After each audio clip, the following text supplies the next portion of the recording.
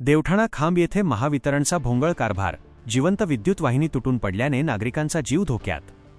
संबंधित दोषी अधिकाऱ्यांवर कडक कारवाई करा. सामाजिक कार्यकर्ते राहुल नाईक यांची आक्रमक मागणी. देवठाणा खांब येथे विद्युत विभागाचा महावितरण कारभार अत्यंत सुस्त आणि बेजबाबदार झाला असल्याचा संतापजनक प्रकार समोर आला आहे. गावात भरवस्तीत अचानक जिवंत विद्युत तार तुटून पडल्याची घटना घडली असून यामुळे अनेक निष्पाप नागरिकांचा जीव टांगणीला लागला आहे. सुदैवाने यात कोणतीही जीवितहानी झाली नसली तरी महावितरणच्या या ढिसाळ कारभारामुळे गावात मोठी दुर्घटना घडण्याची शक्यता निर्माण झाली आहे.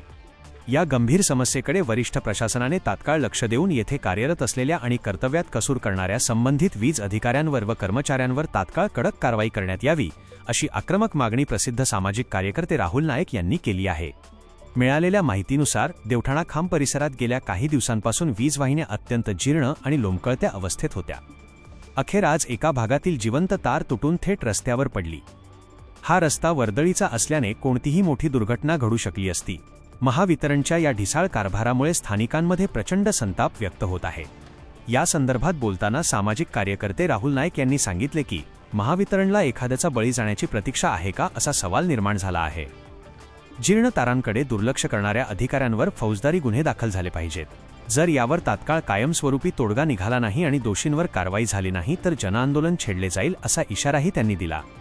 या घटनेच्या पार्श्वभूमीवर तुटलेली आणि जीर्ण झालेली विद्युत वाहिनी तात्काळ बदलून नवीन केबल टाकण्यात यावी, परिसरातील लोंबकळणाऱ्या इतर तारांचा तात्काळ बंदोबस्त करावा आणि कर्तव्यात कसूर करणाऱ्या संबंधित जबाबदार अधिकाऱ्यांवर कडक प्रशासकीय कारवाई व्हावी, अशा प्रमुख मागण्या करण्यात येत आहेत.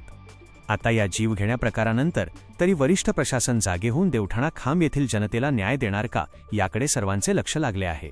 वाशिम जिल्हा प्रतिनिधी जावेद धन्नू भवानीवाले. अशा नवनवीन बातम्यासाठी चॅनलला सबस्क्राईब करा आणि पाहत रहा MH न्यूज मराठी.